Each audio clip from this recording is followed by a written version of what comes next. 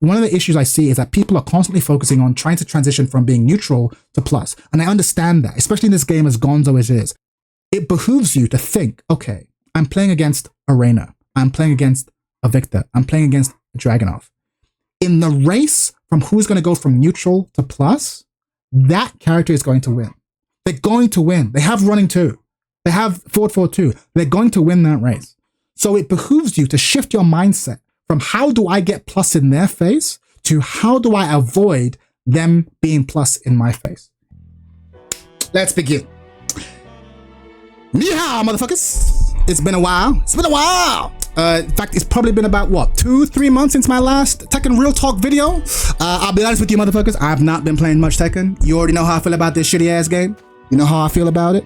But that being said, I have been doing nothing. Who is activating? You activating here in the background? I hear you, Shao Yu. Stop, behave yourself, Brit, bro. All right, listen. So I have been playing Virtua Fighter, right? And playing Virtua Fighter is an exercise in patience, frustration, but also like excitement, because I love the game, but I'm ass at the game.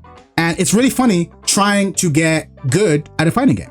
It's like maybe the third time I've really committed to try and get decent. Tekken was the first one. I played a lot of Street Fighter 6 when it first came out, and now I'm doing the same thing for Virtua Fighter.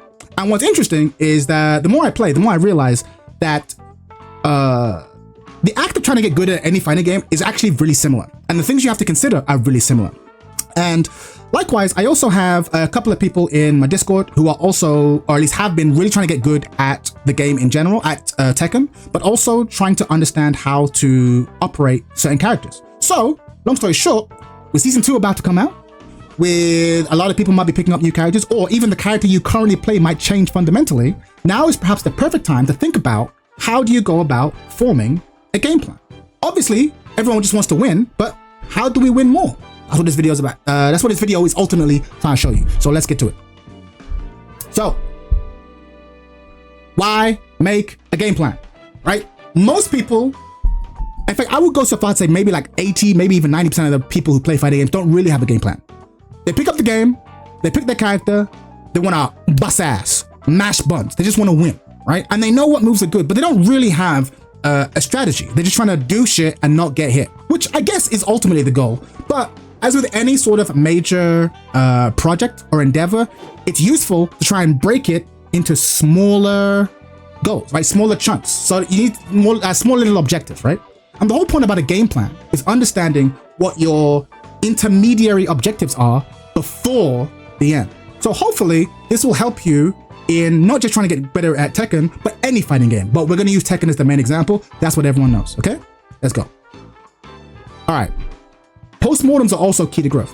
One of the most important aspects of getting better at any fighting game is losing, but not just losing, studying why you lost, right? It's really fucking important. But again, if you don't understand what a successful game plan looks like, then a lot of the time you just lose and you're gonna go, I don't really understand why I lost. I got hit, I guess, or I guessed wrong. We all get guilty of saying this. But a lot of the times, there are more fundamental strategic issues. And if you have a game plan and understand what makes a good game plan, you can actually solve these problems way faster, okay? So, this is the Chad III model of understanding the game. I don't know if it'll be useful to you, but I'm pretty sure it's been useful to me. So if nothing else, it'll help some of you motherfuckers get better, all right? So in my opinion, there are 4 states in any round. In any given round, you will only ever be in 1 of 4 states, and you'll have to make decisions in those 4 states, right? What are the 4 states? Here they are. 1, advantage. 2, disadvantage. 3, neutral advancing. 4, neutral evading, all right? The winner of any given match, in my opinion, is typically going to be the player who makes better decisions in each of those states, right? And obviously, over the rest of the video, we're going to break down each of those individual states, and I'm going to use actual examples from Tekken to help you understand what I'm talking about, all right? Let's go. So, the first one is neutral. A few months ago, someone asked me, like, hey, Chad III, can you make like a neutral video for Tekken 8? Because I'm really struggling with neutral. And at the time, I said, I'll be honest with you, I can't make a neutral video for Tekken 8 because I don't really understand the neutral in Tekken 8. I was really struggling. And to be fair, I still am. But while I'm still studying, I actually now kind of understand what it is I should be doing. And I understand where a lot of my frustrations come in. So hopefully this will be a use. If nothing else, if the rest of this video is trash, hopefully this will help you understand, okay? In any fighting game. Again, Tekken, Virtua Fighter, Street Fighter, KOF, doesn't matter. You start each round in neutral. You don't have the advantage and you don't have the disadvantage. And of course, our first goal, obviously our end goal is to win the round, but our first goal is to shift from being neutral, 0, to being plus, while simultaneously avoiding being put in the minus.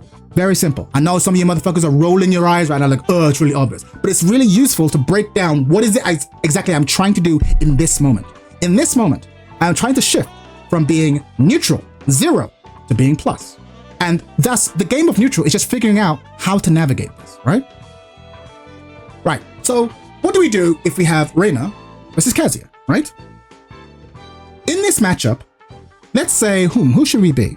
In fact, you know what? Let's say we're neither of these characters, but we're gonna have an alternate universe. In the universe A, we're fighting Reina. In universe B, we're fighting Kazuya, okay? You want to go from being neutral, right, to being plus. Here's the issue. With Reina, if you try to go bang, just try to start offense with her from neutral, there's a good chance you're gonna lose. Let's be honest, Reina is going to win neutral. Forward 2, Reina specifically, destroys neutral. It just obliterates neutral. So if you don't also have a forward 2 or a fast or high reward button, there's a good chance she's going to blow you up. This is the thing. Now, that doesn't mean that Reina is top tier, because of course, when Reina has the advantage, we have to look at how many options does she have to exploit that, which is a separate question. But the problem is, one of the biggest issues I've had with Tekken 8 is that there are certain characters in the game who can just destroy neutral. And so let's go back to what I said at the beginning. At the start of a match, we want to shift from being neutral to being an advantage while avoiding being put in disadvantage. But you as a player have to make a decision. Which am I going to prioritize? Am I going to prioritize shifting from neutral to being an advantage? Or am I going to prioritize not being put at disadvantage? Let me say that again. You can't do both simultaneously. You actually can't. You have to decide. Am I going to focus my mental energy on shifting from neutral to advantage? Or am I going to focus that mental energy on trying to go to avoid being put at disadvantage? Against Reina, I think your first thought has to be, I need to avoid being put at disadvantage. Because that forward 2, like I said, controls neutral. So you actually need to be thinking about what she's going to do to get in. Now, one of the things that really frustrates me about Tekken 8, and again, I don't want to turn this into a me bitching about Tekken 8 videos, there's plenty of those. But one of the things that really frustrates me about Tekken 8 is that Tekken 8 heavily favors advancing, right?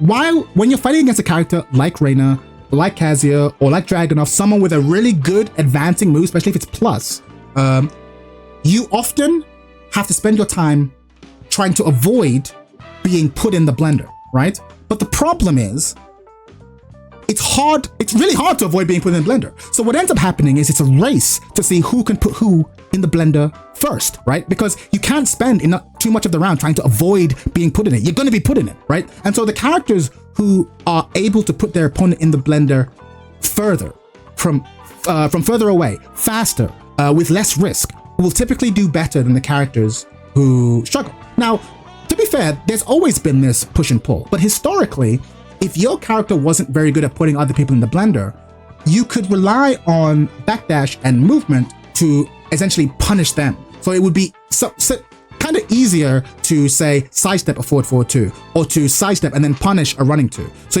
these advancing moves could really be dealt with. Another example, Leo, again, I'm gonna start bitching about Leo, but I really like Leo. I actually really do like Leo's design. And one of Leo's strongest tools is their down forward 2, right? Historically, people have always boasted about Leo's down forward 2. But here's the thing, a down forward 2 is only as powerful as the backdash, right? Because you need to be able, the power of forward 2 is that I can step into your range and then suspiciously backdash out of your range, you whiff, and then I down forward 2 and kill you, right? That's where the real power of a down forward 2 comes from.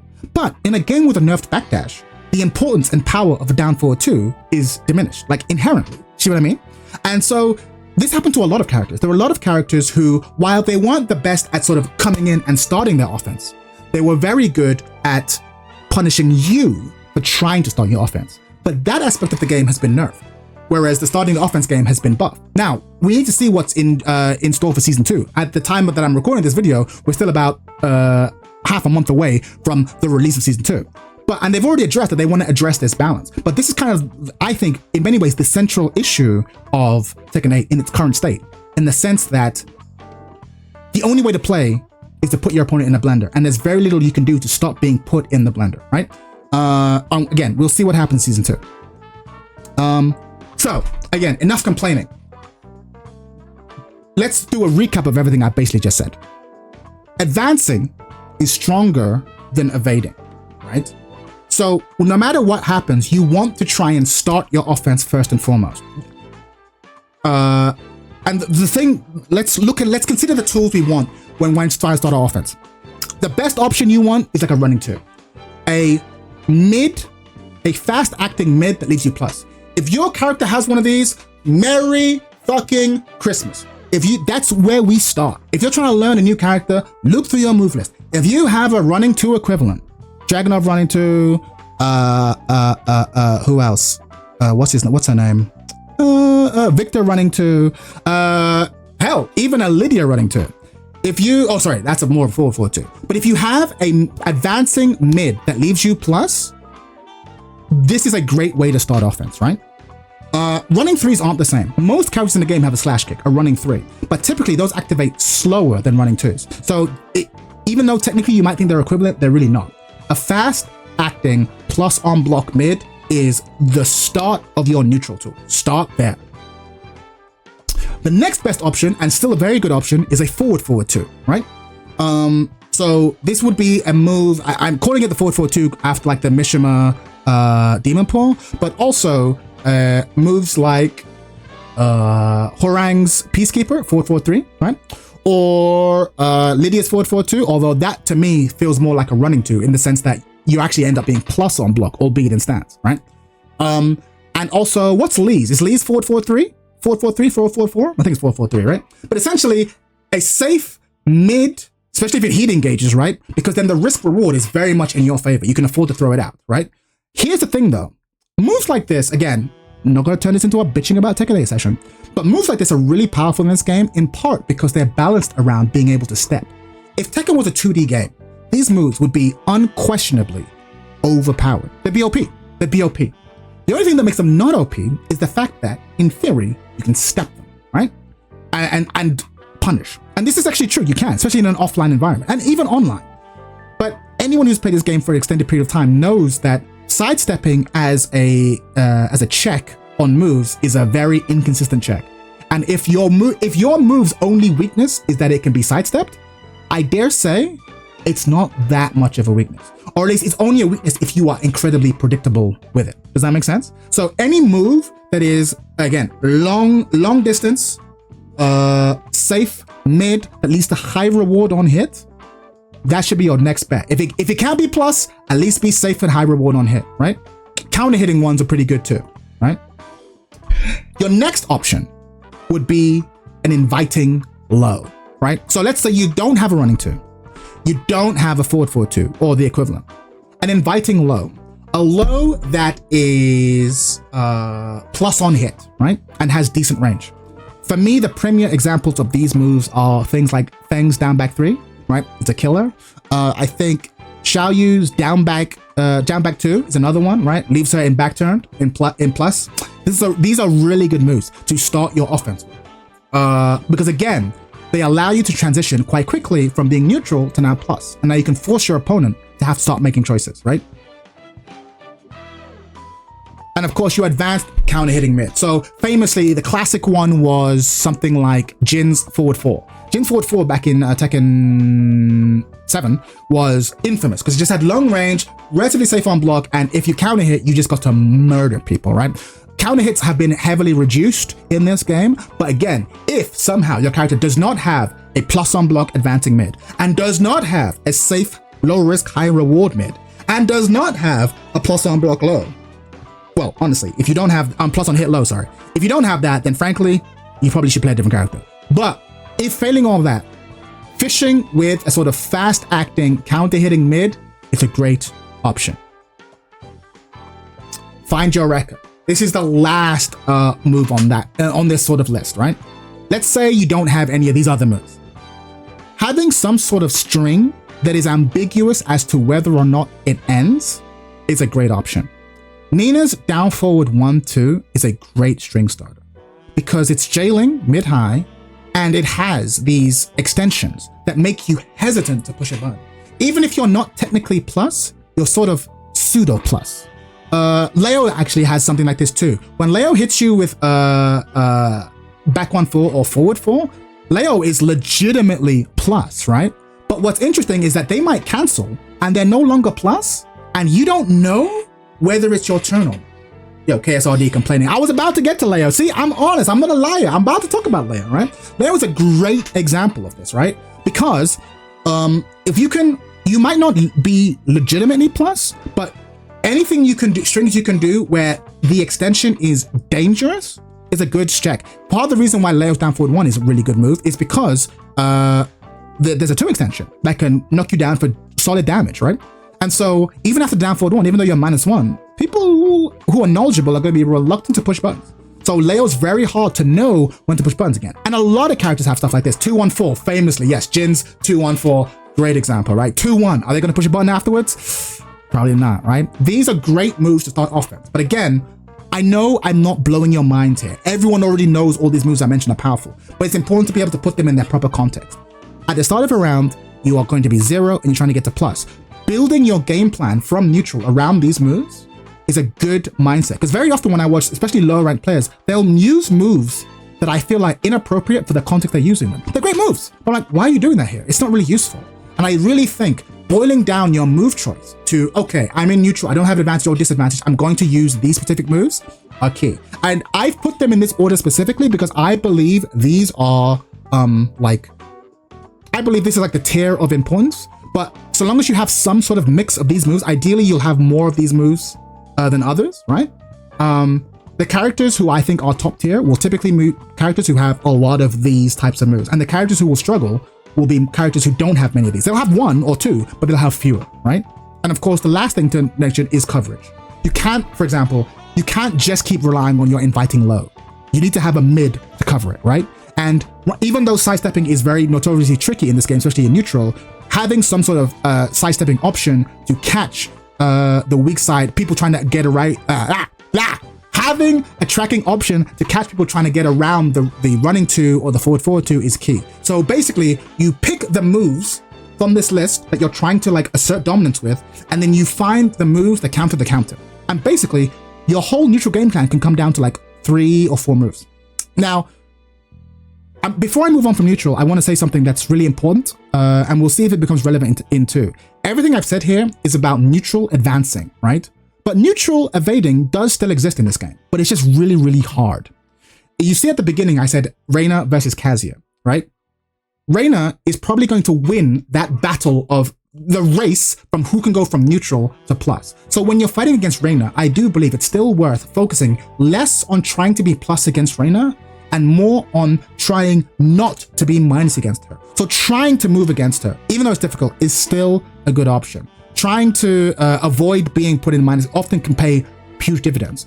But Kazuya, on the opposite, is on the opposite end of the spectrum. You do not want Kazuya to wave dash at you because you're dead. You're freaking dead. So against Kazuya, it's actually important to try and win the race against him, to try and get plus in his face before he gets plus in your face. Because if he gets plus in your face, you're going to die. But famously, he struggles to get plus in your face. Maybe not as much as in past games, but he struggles, right? He doesn't have, he does have forward 2, which does a lot of work, right? A lot of work. It's actually the biggest buff he's ever received, ever. But he can't have to rely on that. He has to rely on that entirely. So against Reina, for me personally, I would typically be focusing on neutral evading. I don't want her to be plus in my face. Whereas against Kazuya, I would be doing neutral advancing. I'd be trying to get plus in his face. Hopefully what I've just said makes sense.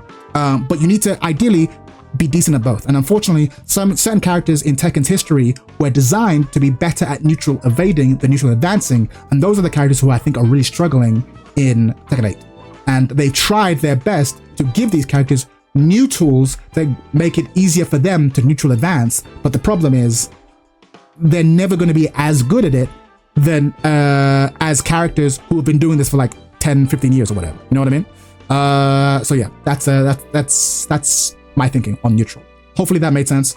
If you have any questions, leave them in the comments. There's more to come. Next, we have advantage. You already know what advantage is, but let's make sure that we're all on the same fucking page.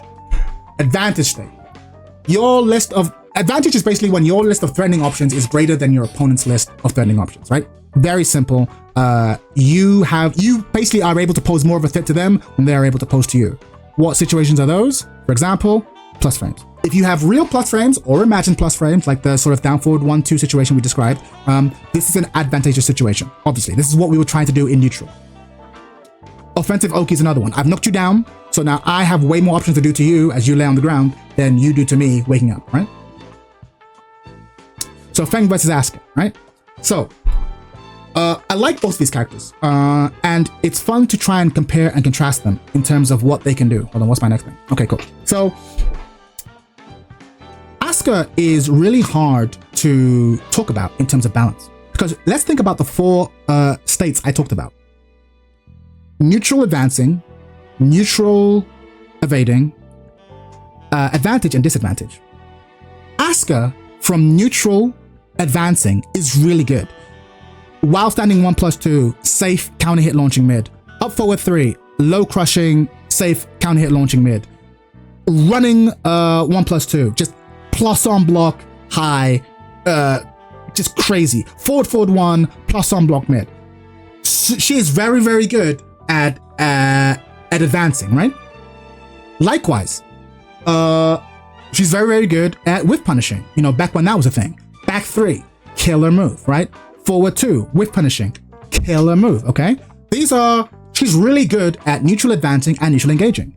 And she's also very good defensively. We'll look at disadvantage later on. But she's killer when it comes to, she's an absolute murderer when she's in minus frames. But where Asuka suffers, where Asuka has always suffered, is like, okay, now I'm +3 in your face. What can I actually do? Asuka famously doesn't actually have like a quick stature kick type low to maintain her frame advantage and convert that into easy damage. She has the big chunky low, which is seeable offline, admittedly, but even some people can do it online. I can do it online if the connection's good and I've had my coffee, right? But like, she has the big chunky low, but she doesn't have a fast low. So she can often struggle. She can get the plus frames, but she struggles to convert them into real damage. This is why typically most players, again, there's some people who disagree, but most players, especially at the highest level, recognize that Asuka, despite being a murderer online and being a nightmare to fight against, at the highest levels of play, she's unable to convert the plus frames that she gets into sustained pressure. Compare her to Feng, who also is very good defensively. Between Kempo, shifting clouds, the punch parries, the sidestep move, all the stuff that Feng can do, right? Also is very good advancing. He has his own forward 2, a literal forward 2. You know, he has down back 3, which is the inviting low we talked about. He has forward 4, which is like this high that is like safe and is a launcher and leaves him back turn potentially, so for more kinds of shenanigans. The crouch dash mix up is pretty devastating too. Neutral advancing and neutral evading, hella good for Feng. And defensively. But unlike Asuka, also has hella great moves to do when he's up close, right? Sidestepping a down forward 3 into sidestep 4 is a fucking nightmare that you have to deal with when he's at point blank range. You have to respect down forward 3 at all times. Back 3 is crazy. I can't believe they gave him a plus on block mid to do so he can, again, parlay his advantage into more advantage if he wants to. He just has so many different moves at different angles that you have to respect at all times. And if you're a bit too buttonsy, back 1 can of course stop you. Like he just has, he's a complete package, right? I don't even get into like 3-4, right? Or just 3-3, which is like actually does even more damage than shoulder, and it's a safe mid-high string. Like Feng's crazy, right? So Feng is super complete. So this is an example of, even though Feng and Asuka in some ways you would think might be in similar tiers, Asuka is so bad. No, it's hard to say. No one is completely bad, but Asuka is so weak compared to Feng in terms of what she can do with her plus frames, as to why most people agree that they are on completely different ends of the tier list, no matter where you put them. So yeah, that was just my helping you understand the importance of advantage and what you do with advantage when you have it. So what do you do when you have advantage? The first thing to look for, again, I'm trying to try and rank them in terms of significance. Try and find your frame trapping mid. Obviously, if I'm +4, if I have a 13 frame mid to fucking check you and can convert into damage, have that. And have that be your default option that you go into until your opponent demonstrates their knowledge of it and their respect of it, right? Find your +1 hit low. Again, like I was saying with Asuka, having a quick +1 hit low is really valuable. One of Leo's best moves, arguably Leo's best move, is down forward 2+3. If I have a couple of plus frames in your face, I can just hit you with this down forward 2+3, high crushes, counter hit launches. If he hits you, I'm plus, so I can parlay that into more, more pressure. And if it's blocked, it's only -12, right? So it's a great move. Better than the hell sweep, I would say, by far. So having a +1 hit low is really advantageous, and not having one is a big deal. Which is why I think Reina is such a funny character design-wise. Because Reina, there are a few characters in the game who can gain plus frames easier than Reina. But once she has it, right, assuming that you don't push buttons at the wrong time, she'll struggle to maybe make you do anything, right? Because she doesn't have that, okay, I'm gonna convert that into my low. So typically, when she has the plus frames, she has to convert it into something really risky, right? Which is why, again, despite how annoying she is to fight, how suffocating she feels to fight, most people recognize that she isn't top tier. Because again, much like Asuka, although not as bad as Asuka, but much like Asuka, plus frames are only as good as what you can do with them. And what Reina can do with them isn't as threatening as, say, what Jin can do with them, or Feng can do with them, or even Leo can do with them in many ways. So that's just a funny thing to think about. Unbreakable grabs, sure, unbreakable grabs, but again, those are launch punishable, right?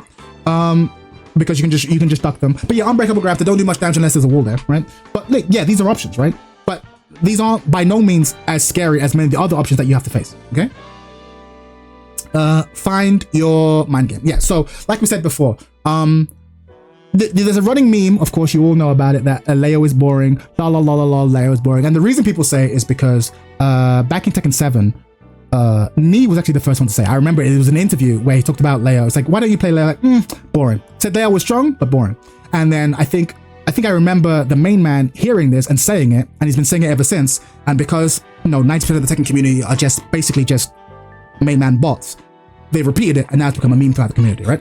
But what's funny is that when Nee said this about Leo, he was specific. He wasn't talking about the personality, because there's a lot of characters in the game who have boring personalities. He was talking about Leo's mind game. Leo's mind game is actually very dull, because Leo's only real mind game is forward 4, which is a mix-up stance that isn't really that threatening until they introduced the 3+4, that big hell sweep low, which is kind of toxic, I think. But until he hasn't had that for the longest time. But until they added that, there wasn't really anything there. And even with it, it's like, okay, forward 4 mix, kind of dry, right? And even down forward 2+3, like I said, it's a great move. But once I do that, I'm in full crouch. I don't really have that many great options. There's full crouch down forward 3, but it's seeable.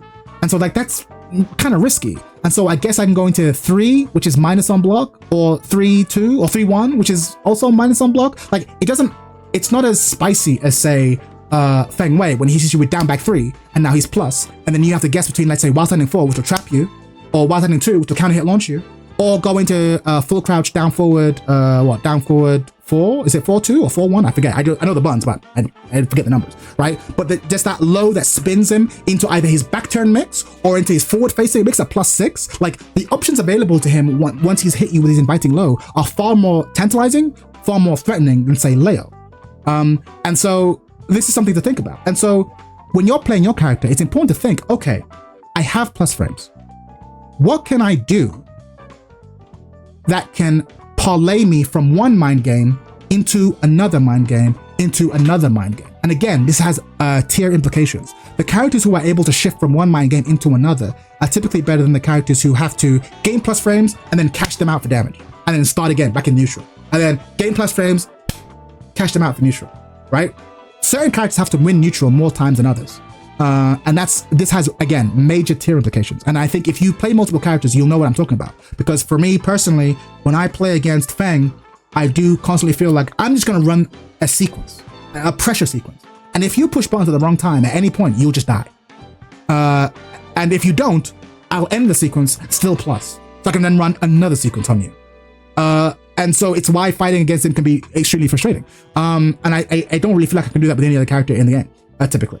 But it's worth knowing. Let's see. Yes, so I've already said the transition from game to game, right? This has their implications. The best characters are the ones who can do that. Disadvantage. What is disadvantage? You already know what it is. Disadvantage is super obvious. It's the opposite of advantage, right? Your list of threatening options is now smaller than your opponent's. Your opponent, oh, actually, this is very good. Right, so, again, this is, again, don't want to turn this into a video about complaining about Tekken 8. But what's really interesting is that classically, in 3D games, you've typically had more options as a defender than you have had in 2D games. In 2D games, classically, if you are -4, you just have to hold it, right? Or risk your whole bussy with a fucking EXDP, right? Those are kind of your only real options.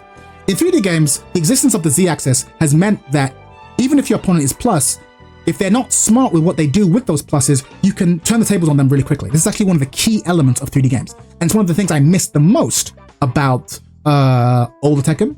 And actually the thing that I'm enjoying the most about Virtua Fighter. Virtua Fighter is a game, it's a way older game. It's very primitive in many other ways. Much smaller player base. But personally, I'm having a lot more fun playing Virtua Fighter, at least currently, because there is what I come for in a 3D game, which is like the ability to switch. I'm on, oh, my opponent's +6, it doesn't mean anything because their next move happens to not be a tracking move. I sidestep it, now I'm +4. You know what I mean? That sort of back and forth. Whereas in Tekken, it doesn't really work like that. Again, not here to complain, it is what it is, but it's worth thinking about. Because in this game, more than maybe any other Tekken game, it follows more 2D conventions than 3D conventions when it comes to defense. So yeah, you're at disadvantage when you are in minus frames. Again, either real minus frames or a managed minus frames. Nina has done down forward 1-2.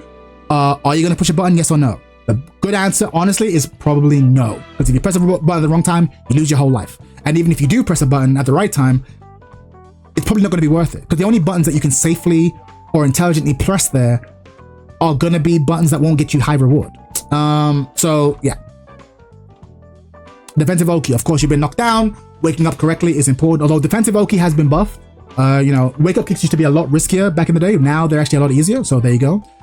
Shimmy, throw, peak gameplay. Lol, exactly. Good times, right? Feng versus Asuka. Again, this is actually where things get interesting, right? Because I would argue that Asuka is a better character than Feng defensively. Feng, again, has incredible defensive tools. But Asuka also has, side step 2 is really evasive. Asuka has high crushing moves, has a safe power crush, at least for now. GG, it's going to disappear in a couple weeks time. But also has punch sabakis, kick sabakis, a punch and kick parries that can be held for an extended period of time. And then also can kicks to crush lows quickly and safely. So Asuka is, in fact, Asuka is a weird one. I actually think Asuka is more dangerous when she's -5 than when she's +5. Genuinely feel that way, right? Because if you're not, and it's one of the things that makes her really frustrating to fight against, because you think I have the advantage on you, and then she just pulls one of the many sort of defensive moves out of her ass, and then you're done, right? And you go, oh, this character's cheap. But to be fair, I don't think that is cheap. I think it's important that certain characters should have really strong offense, certain characters have really strong defense, and there should be a mix of them. And I like defensive. Anyone who's seen my channel knows I like defensive techniques, as long as they are balanced correctly against the rest of their kit, right? Which in other cases, perhaps not.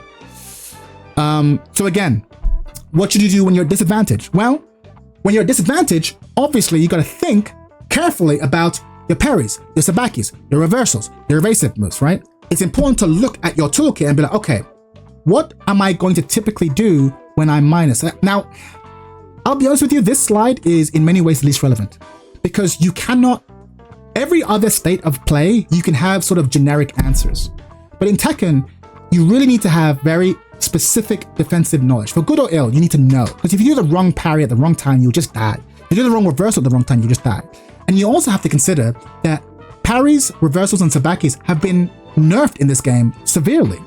Parries used to be able to work on airborne moves. They don't anymore. Reversals used to be able to work on charged moves or on blockables. They don't anymore. So, as well as nerfing defensive movement, which again, potentially a valid choice if you want to avoid the sort of neutral in Tekken 7 that some people seem to hate, it seems wild to me that you would also nerf parries, sabakis, reversals, because those are at least active choices, right? And a part of me hopes that at some point in the future, they will reconsider that. And they will make parries, sabakis, reversals powerful again. But we'll see what happens. But you also have to think about this. Again, I'm going to complain about Leo real quick. But one of the things that's great about Leo is that Leo has always had options when they're in the defensive. But the reward you get for Leo's options often aren't that, defensive options aren't that great. Like your parry, you'll get like some damage and then no Oki because you're not completely far away. And you're risking your whole life to do this. So it's not really worth it. Whereas as Asuka, you might do that parry and then get a full launch. So with her, that same proposition is actually more valuable a lot of the time. I feel like. And so part of the reason why I ended up kind of moving away from Leo and started playing the characters I did. I started playing Asuka first, then I started playing Xiaoyu, then I started playing Feng, is because I really kind of hate being in a defensive situation and feeling helpless. This to me is the state of the game I find the most important, because I can live with losing. What I can't live with is those situations where I'm just fucking holding pressure, right? It's why I play 3D games and not 2D games. And if you play this game, you know there's a lot of situations where you just have to hold it. You know, that fucking Kuma clip against Joker is obviously a famous example. You just fucking hold it, just hold it. Because yes, you can push a button, but you push a button wrong time, you just fucking die, right? And I hate that feeling, I'm not gonna lie. And I've constantly switched characters in the hopes of finding someone who doesn't have to deal with that. But of course, what I've realized after playing a year is that, oh, actually, you know what? Everyone has to hold that. It doesn't matter. Even if you're playing a character like Xiaoyu, like Feng, like Asuka, you have to hold a lot of that shit. The character who's the best at avoiding that shit is Yoshimitsu. And Yoshimitsu, everyone kind of wants Yoshimitsu's legs cut off. And I kind of do too, but I want the offensive legs cut off because I actually like the fact that there's someone who can escape it defensively. But, you know, that's a separate conversation. But yeah, I'm rambling at this point. But it's really important to understand. It's really important to understand. I know so many players who play characters and don't use their defensive tools ever. I know a lot of Reina players who don't use their parries. Leo players who don't use their parries. Feng players who don't use shifting clouds. And I'm like, you're wasting a large part of the toolkit.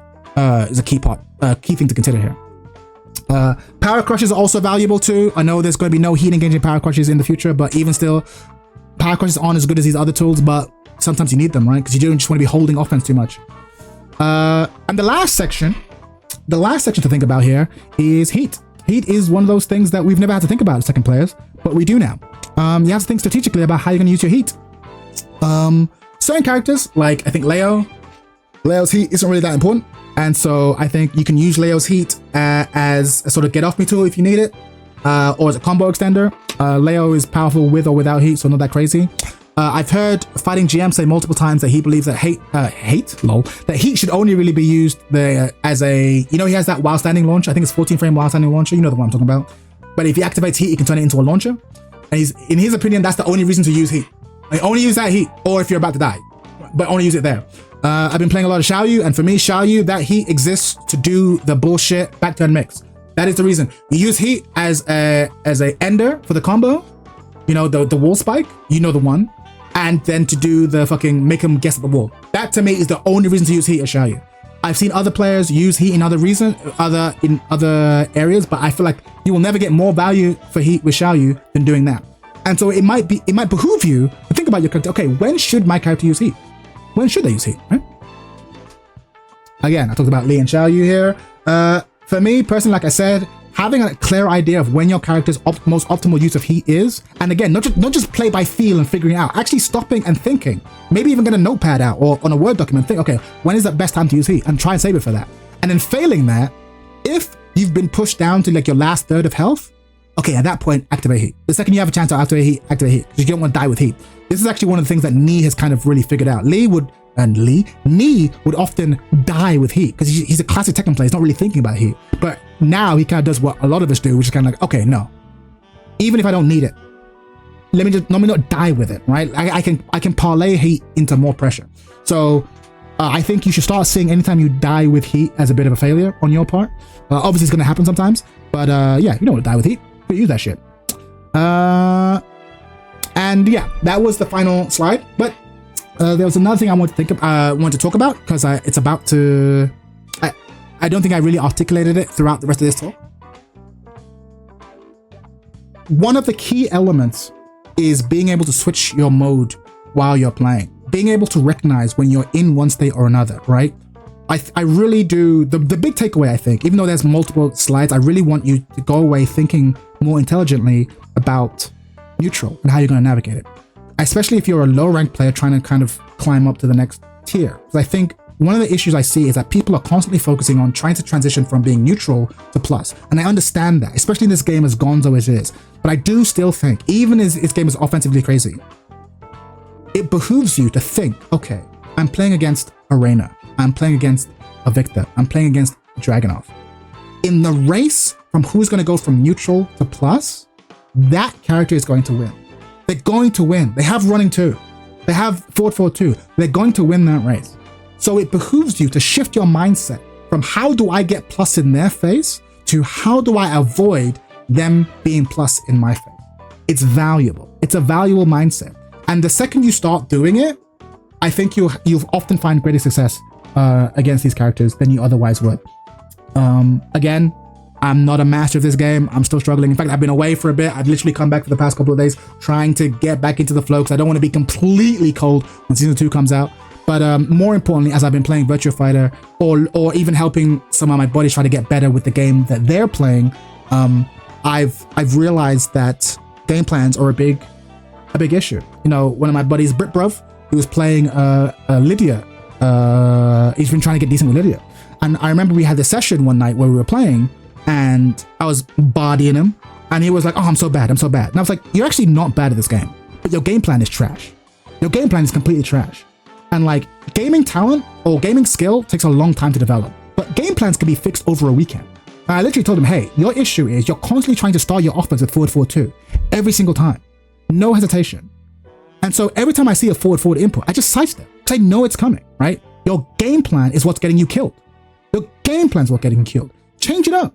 Do the running one. Sometimes just run up, do a one jab, right? Approach in different ways. And what was really funny is that I said this to him and literally 4 days later, he came back and he would promoted like 2 or 3 ranks above where he was when I last time saw him. And it was definitely putting me in the blender. He was putting me in. I was like, oh, fuck, this is way more complicated. It's hard to defend against. And my point is, a changing game plan can do wonders for you. In fact, to be honest, I probably should have started with this. I think when I edit the video, I'll put this at the front because it's really fucking important. A changing game plan. If you are hard stuck in a certain rank, wherever you are, you're not on the level you want to get to, very often, what you need to change is you don't need to learn new things. You just need to approach your matchups slightly differently or with a few more things in your mind. So that's the reason why, that was kind of the core motivation behind this video, the core motivation behind why I want to talk about it. Because I think going from just playing the game raw by feel and learning to actually think strategically, okay, how does my character win? How do I want to play my character? I think, yeah, conscious effort into how you want to approach can lead to big success. And so, yeah, I just want to encourage you to think that like that. And obviously when this new Season 2 comes out and all the frame data and changes come out, we're going to be having to redesign our game plans. I think there's probably going to be some really overpowered moves that are going to be removed. They'll be like, okay, cool. Well, I can't start neutral with that. Now what do I do? Oh, this move's gone. Now what do I do? You know, think about the poor Azucena players for whom how did they start their offense when their game first came out? Running 3-2, running 3-2, running 3-2. And then that one move got removed and they're like, well, fuck. How do I Azucena now that I don't have running 3-2? And a lot of them didn't. They just left the character, right? And I could see a lot of people are probably going to have that issue as well in Season 2. I remember when I played Tekken 7, I played Leo, and I'll be honest, I was carried by counter hit back 1. You think back 1 4 is a problem now. Back 1 used to counter hit. I was carried by that move. And then it got removed. And I actually had to learn to play Leo. I think a lot of you motherfuckers are about to get caught off guard. And that can happen for me too, right? Certain moves that I'm used to relying on might get removed. And so having the ability to be like, okay, let me not complain about what I don't have. Let me look at what I do have. Okay, if I'm in neutral and I want to transition from 0 to plus, what is my most expedient, most efficient path to that situation? Okay, if I'm trying to create whiffs, which, good luck in Tekken 8 with those hitboxes, but if I'm trying to create whiffs, what is my go-to whiff punishment? Okay, got it, right? So I have my neutral advancing covered and my neutral evasive covered. Okay, when I'm plus, what are my go-to moves? What's my go-to low to try to keep the ball going? What are my go-to mind games to try to force my opponent to have to react? Okay, cool, got that. oftentimes you can boil down these 100 or 150 move lists down to 15. These are the 15. Fuck it. These are the 7. We'll start with the 7. And once I've got the 7 down, we'll then later add another 7 into the milieu to cover the initial 7. And I've got a whole game plan. So yeah, that was a lot of Xiaoyu players will need to readjust when her back-turn heat smash gets nerfed. 100%. A lot of Xiaoyu players about to go night-night. A lot of players. A lot of Yoshimizu's potentially going to go down. A lot of kings potentially going to go down if they're a good king. A lot of players, a lot of characters going to get kicked out. In fact, you know what? I'm gonna say it. A lot of Kazi players might get in trouble too, because I think the 4-4-2 is gonna get normalized. You know what I mean? I think they might re-look at Patricide Fist. You never know. We don't know. Okay, we don't know. So we'll see what happens. Leroy's on the rise. Who knows, man? Who knows? My point is, be ready, right? Be ready, because the way you play your character might fundamentally change, and it's not your fault. Don't feel bad. It is what it is, right? But yeah, I'm rambling now. Hopefully this has been good. Don't forget to hit like and subscribe and follow on Twitch and on YouTube and all that good shit. And yeah, I will see you in season 2, motherfuckers. And in the meantime, I'm gonna go back and play some Virtua Fighter. So until next time, peace.